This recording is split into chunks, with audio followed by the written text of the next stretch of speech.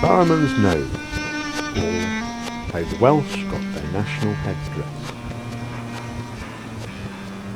In the time before Doomsday Book, when folk never fought each other for land because there was plenty to go around, there lived at Maniton, Dartmoor, a famous huntsman called Bowerman.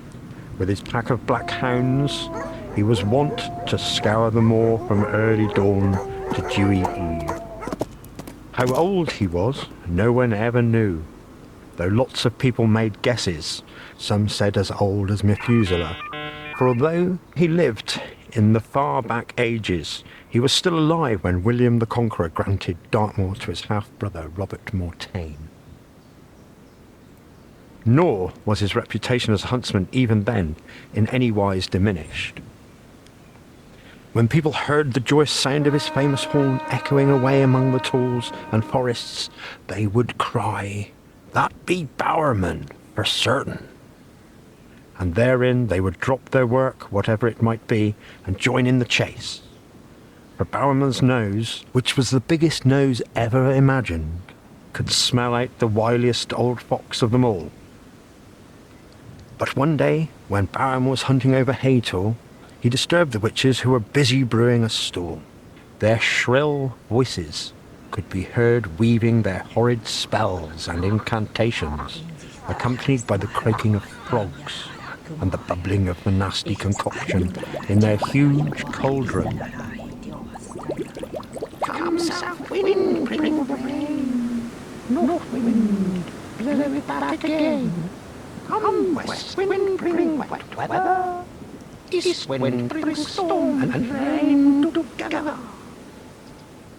"Horrible old hags," he cried, as he looked up and saw a number of witches hurtling around his head. "I'll teach them to spoil my sport." And he blew a mighty blast on his horn and called his hounds for fear the witches might overlook them.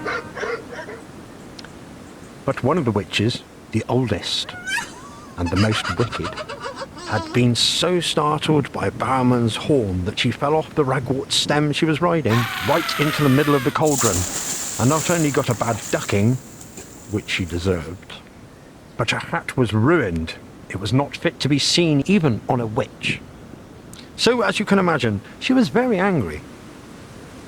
A few days later, on a lovely frosty morning, Bowerman donned his hunting attire, called his hounds, and rode out to the chase, accompanied by Robert the Earl and all his friends and neighbours. They had a splendid day. As Bowerman rode home among the ancient Abbey Road, his hounds at his heels, suddenly a hare started up beneath his feet. Bowerman and his hounds at once gave chase. The hare was very clever and very swift, for it was the old witch disguised. Mists gathered over them all, and still the old witch, who had cast a spell over Bowerman, led him on, till at last he fell off his horse with sheer exhaustion, and sank down into a patch of boggy soil. Here, I think, he would have disappeared altogether, as the witch intended, but he was so eager to save his hounds that with a mighty effort he kept his head above ground. At that moment the witch resumed her former shape, and turned what remained of Bowerman into stone. Then, resuming the shape of a hare before his very nose, she led the hounds, who were under her spell, to a farmer's wife nearby.